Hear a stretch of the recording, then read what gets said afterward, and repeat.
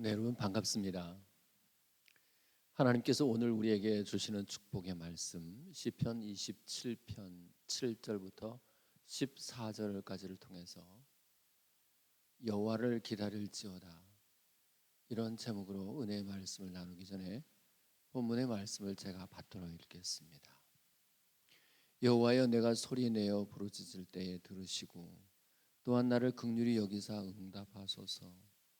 너희는 내 얼굴을 찾으라 하실 때에 내가 마음으로 주께 말하되 여호와여, 내가 주의 얼굴을 찾으리이다 하였나이다.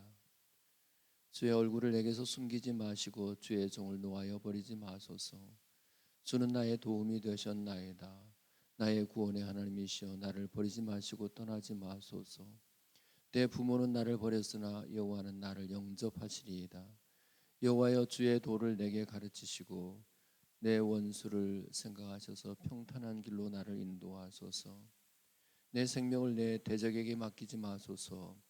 위증자와 악을 토하는 자가 일어나 나를 치려함이니이다. 내가 산 자들의 땅에서 여호와의 선하심을 보게 될 줄 확실히 믿었도다. 너는 여호와를 기다릴지어다. 강하고 담대하며 여호와를 기다릴지어다. 아멘. 오늘 본문 14절에 여호와를 기다릴지어다 라고 하는 말씀이 두 번 반복하여 나오고 있습니다. 그만큼 중요한 메시지라고 하는 뜻이겠습니다. 이 마지막 때를 살아가는 우리들에게도 이 말씀은 얼마나 중요한지 모릅니다. 이제로도 다시 속히 오실 주님을 기다리며 살아라. 저는 이 말씀이 저와 여러분 모두에게 하나님의 명령으로 혹은 음성으로 들려지는 은혜가 있기를 축복합니다. 오늘 말씀은 다시 오실 주님을 기다리는 사람의 신앙의 어떠함을 우리에게 설명해 주고 있다고 할 수 있습니다. 먼저 7절의 말씀입니다. 여호와여, 내가 소리내어 부르짖을 때에 들으시고 또한 나를 긍휼히 여기사 응답하소서. 부르짖어 기도하는 거기에 다시 오실 주님을 기다리는 사람의 신앙이 있습니다. 그렇다면 이 시편 기자가 하나님께 부르짖어 구했던 내용은 무엇이었을까요? 오늘 우리가 미처 읽지 못했지만 오늘 시편 27편 4절에 이렇게 기록되어 있습니다. 내가 여호와께 바라는 한 가지 일, 그것을 구하리니 곧 내가 내 평생에 여호와의 집에 살면서 여호와의 아름다움을 바라보며 그의 성전에서 사모하는 그것이라. 겉으로 볼 때에는 한 가지 일처럼 보이지만 세분하여 보면 세 가지입니다. 그 하나는 내 평생에 여호와의 집에서 살게 해 주소서. 또 하나는 여호와의 아름다움을 바라보게 해 주소서. 또 하나는 그의 성전에서 사모하며 살게 해 주소서 하는 것입니다. 자, 그렇다면 여호와의 성전에서 산다라고 하는 것은 무슨 뜻일까요? 자기 집을 떠나서 자기 궁전을 떠나서 그냥 항상 여호와의 성전에서만 산다는 뜻일까요? 요한복음 2장 19절에서 예수님 이렇게 말씀하셨습니다. 이 성전을 헐라 내가 사흘 동안에 일으키리라. 요한복음 2장 21절입니다. 이는 성전된 자기 육체를 가리켜 말씀하신 것이라. 그렇습니다. 예수님이 참 성전입니다. 따라서 내 평생에 여호와의 집에서 살게 해 주소서라고 하는 이 기도는 오늘 우리에게 있어서는 이런 기도입니다. 주님, 내 평생에 그리스도 안에서 살게 해 주소서 하는 기도 말입니다. 요한복음 15장 4절입니다. 내 안에 거하라, 나도 너희 안에 거하리라. 가지가 포도나무에 붙어 있지 않으면 스스로 열매를 맺을 수 없음 같이 너희도 내 안에 있지 아니하면 그러하리라.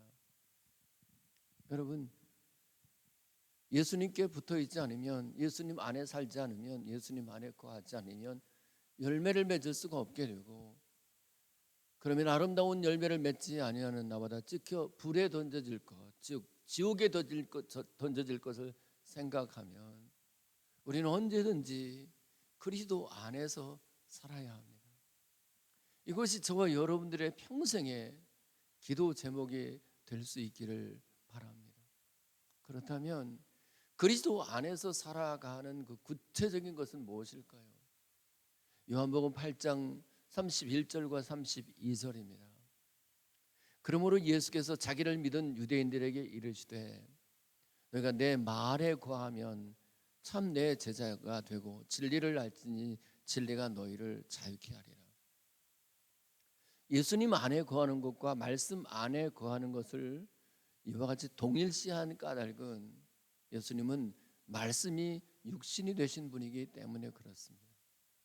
그러므로 내 평생 예수님 안에 거하게 해주십시오 라고 기도하는 사람은 늘 말씀 안에 거하여 살 수밖에 없고, 그 말씀 안에 거한다고 하는 것은 주야로 우리 하나님의 말씀을 깊이 묵상하면서 산다는 뜻입니다.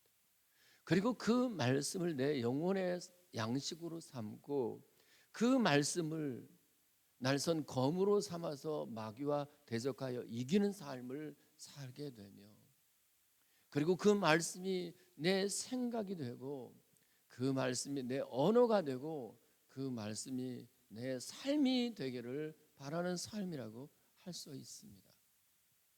여러분, 저와 여러분이 정령 그리스도 안에서 산다면 이와 같이 늘 말씀 안에 거하는 이 소원이 있기를 바랍니다. 무엇보다도 에베소서 1장 23절에 이렇게 기록되어 있습니다. 교회는 그의 몸이니 만물 안에서 만물을 충만케 하시는 이의 충만함이니라. 교회가 곧 예수 그리스도의 몸이라고 할진대, 예수님 안에 거하는, 예수님 안에 사는 가장 결정적 방법이 교회 안에 사는 것임을 잊지 말아야 합니다. 그런데 이 코로나가 사회적 거리라고 하는 이 명분을 제시하면서 우리 성도들로 하여금 교회를 자꾸 멀리하게 해요. 그러나 이거야말로 마귀의 추악한 유혹이라고 하는 것을 잊어서는 안 돼요. 교회 안에 거하는 것이 곧 예수님 안에 거하는 것입니다. 여러분, 이제 무엇을 입을까, 무엇을 마실까, 무엇을 먹을까를 구하기 전에 여러분들이 내 평생에 여호와의 집에 살게 하소서, 교회 안에 살게 하소서, 말씀 안에 살게 하소서, 이 기도가 저와 여러분들에게 있어지기를 바랍니다. 또 하나의 기도는 여호와의 아름다움을 바라보게 해달라는 기도입니다. 여기 아름다움이라는 뜻이 무엇일까요? 스가랴서 11장 7절입니다. 내가 막대기 둘을 취하여 하나는 은총이라 하고 하나는 연합이라 하며 양떼를 먹일세. 여기서 은총이라고 하는 말이 이 아름다움이라고 하는 말과 똑같은 히브리어 노암입니다. 이제 이번에는 베드로전서 2장 19절입니다. 부당하게 고난을 받아도 하나님을 생각함으로 슬픔을 참으면 이는 아름다우나, 여기 아름다움이라는 단어가 나오죠.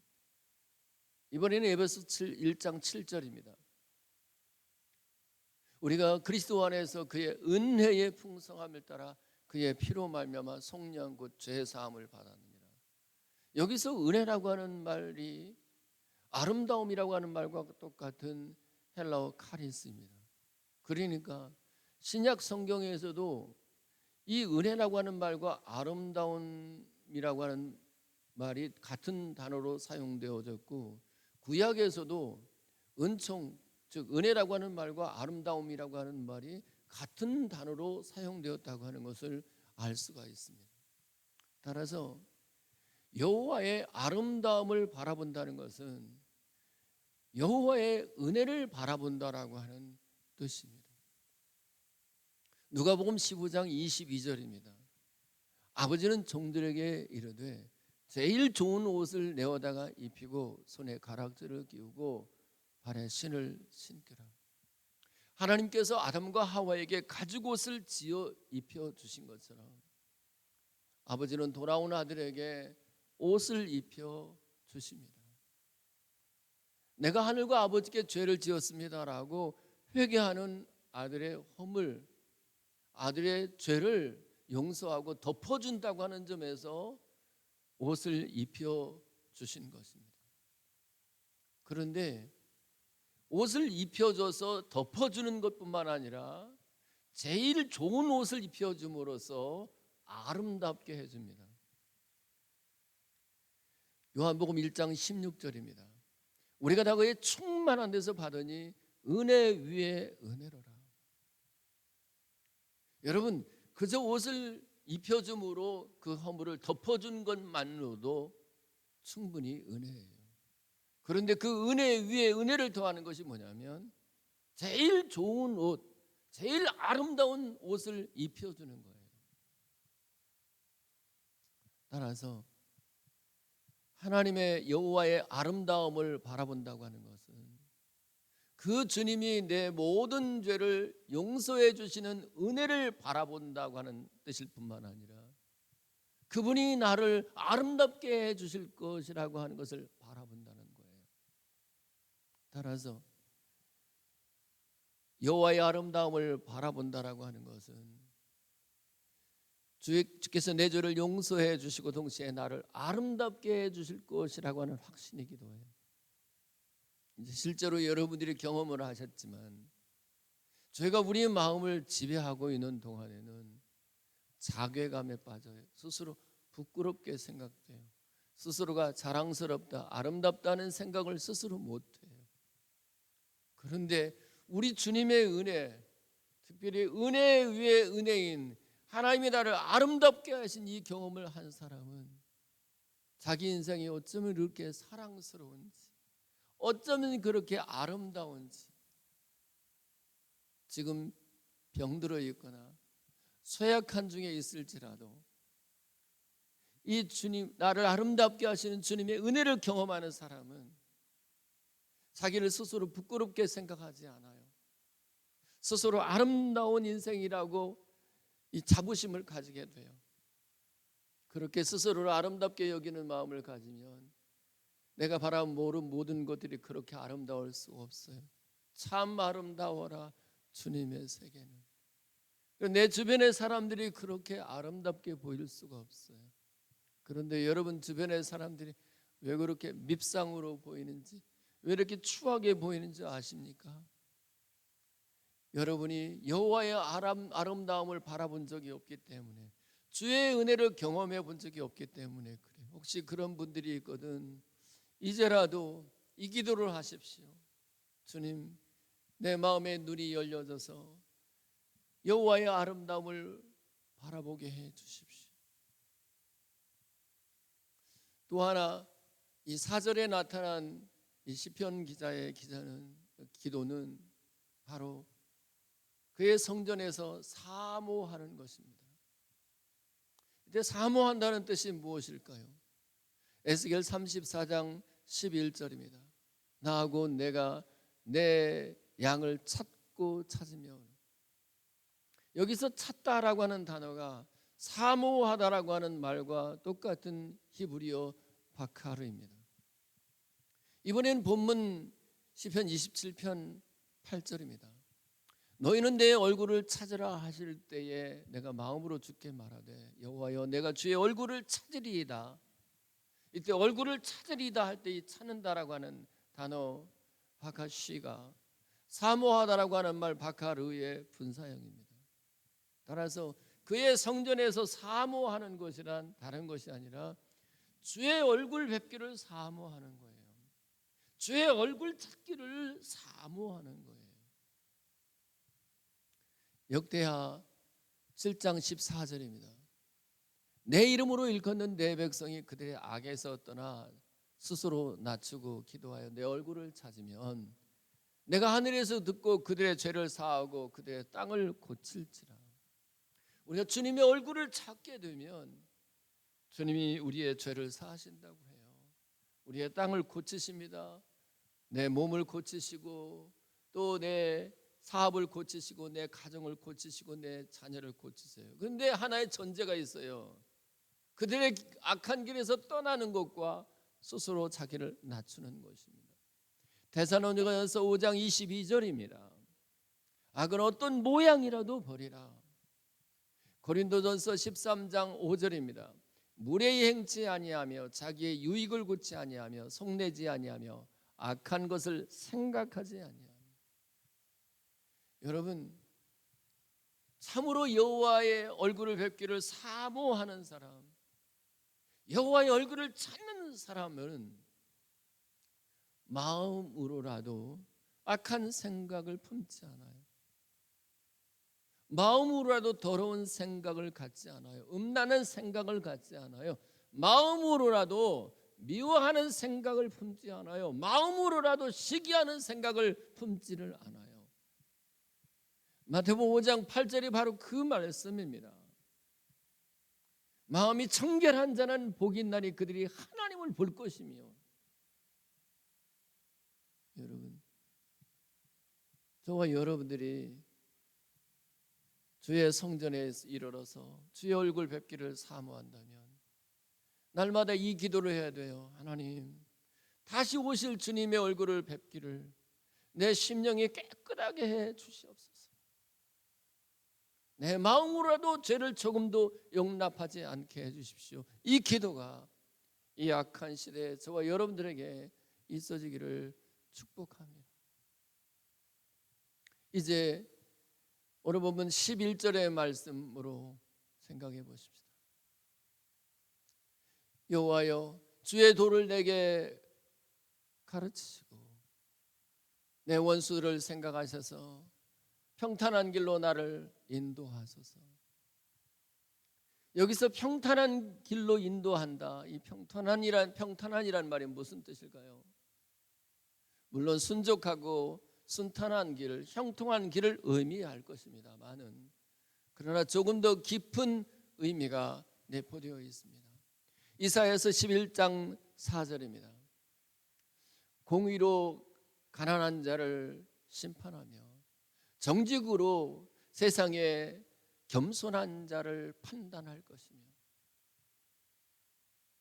여러분, 사람이 겸손한지 그 여부를 어떻게 판단하느냐면 정직이라고 하는 잣대로 판단하겠다는 거예요. 그런데 이 정직이라고 하는 말과 본문에 평탄이라고 하는 말이 똑같은 히브리어 미셔루예요. 따라서 내 원수를 생각하셔서 평탄한 길로 나를 인도하소서라고 하는 이 기도는 이렇게 바꾸어 표현할 수 있어요. 내 원수를 생각하셔서 나를 정직한 길로 인도하소서. 여러분, 사람들이 여러분을 공격하고요, 여러분을 향해 손가락질로 비방할지라도 여러분이 양심으로 하나님 앞에 정직한 사람은 그런 험담, 그런 손가락질이 전혀 두렵지 않아요. 오히려 하나님이 그 사람을 심판하실 것에 대한 확신을 가지고 담대하게 되어 있습니다. 이제 묻겠습니다. 여러분은 지금 하나님 앞에 정직하십니까? 정직하다고 하는 것은 무엇일까요? 내 겉과 속이 일치하는 거예요. 내 말하는 것과 행동하는 것이 일치하는 거예요. 내가 믿는 것과 행하는 것이 일치하는 것이에요. 여러분은 여러분의 자신이 하나님의 소유라고 하는 것을 믿고 있습니까? 그리고 그 믿음대로 행하고 있습니까? 그렇다면 여러분은 정직한 사람입니다. 고린도서 6장 19절로 20절입니다. 너희는 너희 자신의 것이 아니라 값으로 산 것이 되었으니 그런즉 너희 몸으로 하나님께 영광을 돌리라. 우리 자신의 것이 아니죠. 예수 그리스도의 피값으로 사신 주님의 것이에요. 따라서 시간도 내 것이 아니에요. 내 몸도 내 것이 아니에요. 내 물질도 내 것이 아니에요. 다만 잠시에 내가 맡아 있는 청지기입니다. 그렇다면 어느 때든지 주께서 쓰시겠다고 할 때 내 시간을 내어드리고 내 몸을 내어드리고 내 물질을 내어드릴 수 있다고 하면, 그렇게 믿는 바와 그렇게 행하는 것이 일치된다면 여러분은 하나님 앞에 정직한 사람이에요. 이번에는 갈라디아서 6장 7절입니다. 스스로 속이지 말라. 하나님은 업신여김을 받지 아니하나니 사람이 무엇으로 심든지 그대로 거두리라. 여러분, 거두지 않고 심겠다고 하는 거기에 자기를 속이는 모습이 있어요. 그 사람은 정직하지 않아요. 심지 않고 거두려고 하니까 사기를 치죠. 심지 않고 거두려고 하니까 도둑질을 하고 강도짓을 해요. 도박하는 사람들도 심지 않고 거두겠다고 하는 거예요. 이게 다 하나님 앞에 정직하지 못한 사람들에게 나타나는 모습들이에요. 여러분들이 하나님 앞에 정직하면 내가 심은 만큼 거두는 거예요. 여러분, 공부 정말 잘하고 싶으세요? 그러면 공부를 위해서 내 시간을 심어야 돼요. 물질도 마찬가지예요. 심지 않고 거두겠다고 하는 것이 도둑이고 동시에 그 사람은 하나님 앞에 정직하지 않은 거예요. 야고보서 1장 26절입니다. 누구든지 스스로 경건하다 생각하며 자기 혀를 재갈 물리지 아니하고 자기 마음을 속이면 이 사람의 경건은 헛것이라. 내가 경건하다 생각하죠. 내가 참 믿음이 있다 이렇게 생각하면서 자기 혀를 재갈 물리지 않는 것은 자기 마음을 속이는 것이라는 거예요. 정직하지 않다는 거예요. 내가 진짜 믿음이 있다고 생각했으면 내 입의 말이 언제나 믿음에 합한 말이 되어야 되죠. 이제 정직하지 못한 사람은 자기가 믿음 있는 척하면서 실제로는 그 입을 재갈 물리지 않고 부정적인 말, 더러운 말, 그리고 비방하는 말, 원망하는 말을 마구 쏟아놓아요. 그리고는 스스로 착각을 하죠. 스스로 속여요. 나 믿음 좋다고. 정직하지 않은 사람이에요. 요한일서 3장 18절입니다. 자녀들아, 우리가 말과 여로만 사랑하지 말고 행함과 진실함으로 하자. 여러분, 우리가 말로 주님을 사랑하고 말로 이웃을 사랑할 것이 아니라 그 말과 함께 행함이 일치되어야 돼요. 근데 말로는 주님을 사랑한다 하고 그 행함을 볼 때는 주님을 사랑하기보다 주님을 노엽게 하는 모습들이 보인다면 그 사람 하나님 앞에 정직한 것이 아니에요. 주님이 이제라도 속히 다시 오실 것이라고 생각하고 그 주님을 기다리는 사람은 하나님 앞에, 우리 주님 앞에 정직해야 돼요. 그 속과 겉이 일치해야 되고요. 내가 말하는 것과 행동하는 것이 일치돼야 되고요. 내 믿는 바와 삶이 일치돼야 돼요. 그 사람이 하나님 앞에 정직한 거예요. 그리고 그 사람이 다시 오실 주님을 기쁜 마음으로 영접할 수 있지 않겠습니까? 이제 12절과 13절에 이렇게 말씀이 이어집니다. 내 생명을 내 대적에게 맡기지 마소서. 위증자와 악을 토하는 자가 일어나 나를 치려함이니이다. 내가 살아있는 자들의 땅에서 여호와의 선합을 볼 줄을 확실히 믿었도다. 자, 지금 대적들이 내 주변에 있습니다. 그들이 위증합니다. 거짓말로 증언합니다. 그리고 악한 말을 토해요. 나를 공격하는 말을 하는 것이죠. 한마디로 환난과 고통 가운데, 고난 가운데 있습니다. 그런데 그런 가운데서도 시인은 이렇게 고백해요. 여호와의 선하심을 볼 줄을 확실히 믿었도다. 다시 말하면 내가 고난 중에 있을지라도 내가 믿는 하나님은 여전히 선하신 분이다. 왜 그렇게 믿을 수 있을까요?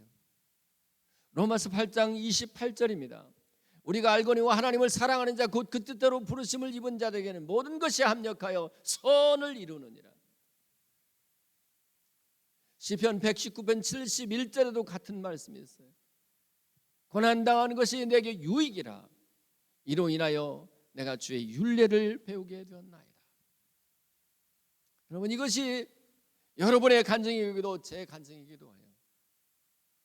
제 삶에 큰 고난이 없었다고 한다면 이렇게 하나님의 말씀을 집중적으로 묵상하고 암송하는 이 자리까지 올 수가 없었을 거예요. 여러분, 고난이 있었기 때문에 요셉은 그 고난을 통해서 오히려 하나님은 선으로 만드시는데 마침내 애굽의 총리로 올리시지 않습니까? 여러분, 다시 오실 주님을 기다리는 사람의 신앙은 우리 앞에 환난과 시련이 있을지라도 그때도 여전히 하나님은 내게 선한 분이시며 반드시 이 고난을 합력해서 선으로 만들어내실 것이라는 확신이 저와 여러분들 가운데 있기를 축복합니다. 이제 마지막 절 14절은 이렇게 기록되어 있습니다. 너는 여호와를 기다릴지어다. 강하고 담대하며 여호와를 기다릴지어다. 다시 오실 주님을 기다리고 일하실 주님을 기다리는데 거기에 필요한 마음이 뭐예요? 강하고 담대한 마음이에요. 오늘 시편 27편 3절에 이렇게 기록되어 있습니다.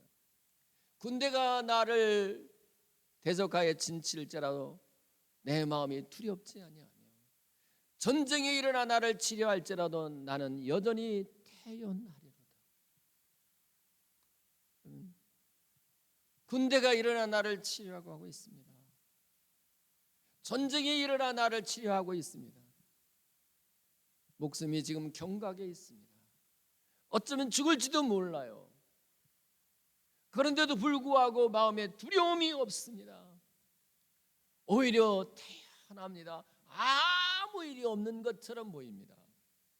여기에 강하고 담대한 모습이 있습니다. 이와 같이 강하고 담대한 마음을 가지는 이유가 뭘까요? 나보다 나를 더 잘 알고 계시는 주님이 나와 함께 계시기 때문입니다. 말씀을 맺습니다. 여러분, 이제 우리는 다시 오실 주님을 기다립니다. 그렇게 주님이 이제라도 속히 오실 것을 생각할 때 우리는 늘 기도하는 사람이 되어야 되네. 기도하되 무엇을 먹을까, 무엇을 입을까, 무엇을 마실까, 이 기도가 나쁘다는 뜻이 아니에요. 그러나 그거보다도 차원 있는 기도를 주께 드릴 수 있어야 되는데 그 기도는 이거예요. 내 평생에 여호와의 집에 살게 하소서. 그리스도 안에 살게 하소서. 말씀 안에 살게 하소서. 교회 안에 살게 하소서. 내 평생에 여호와를 바라보되 여호와의 아름다움을 바라보게 하소서. 여호와의 은혜를 바라보게 하소서. 그래서 그 은혜로 내 자신의 하나님의 아름다움을 회복하게 되고 내 아름다운 마음으로 내 주변의 사람들도 아름답게 보게 하옵소서.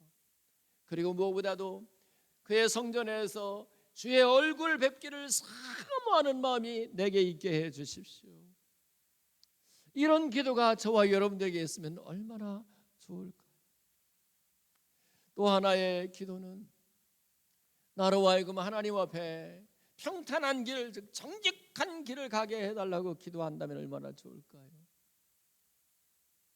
하나님 앞에서 내 마음이 정직하고 내 입술과 내 삶이 정직하고 그래서 내 마음과 내 입의 말이 일치하고 내 믿음과 내 삶이 일치하고 내 말과 내 행동이 내 삶이 일치하는 하나님 앞에 정직한 삶을 살게 해 주십시오라고 기도하는 사람이 있다면 얼마나 좋을까? 고난 가운데에서도 여전히 하나님은 내게 선하신 분이며 그 하나님은 합력해서 선을 만들어 주실 것이라고 믿고 살아가는 사람이 있다면 얼마나 좋을까요? 무엇보다도 다시 오실 주님을 기다리되 강하고 담대한 마음으로 전쟁이 일어난 중에서도 군대가 나를 대적하여 진칠지라도 두려움이 없이 오히려 안연하고 태연한 모습을 보일 수 있다면 얼마나 좋을까요? 저와 여러분들 가운데 이 한 해 이런 사람들이 많아지기를 예수 그리스도 이름으로 축복합니다. 기도합시다.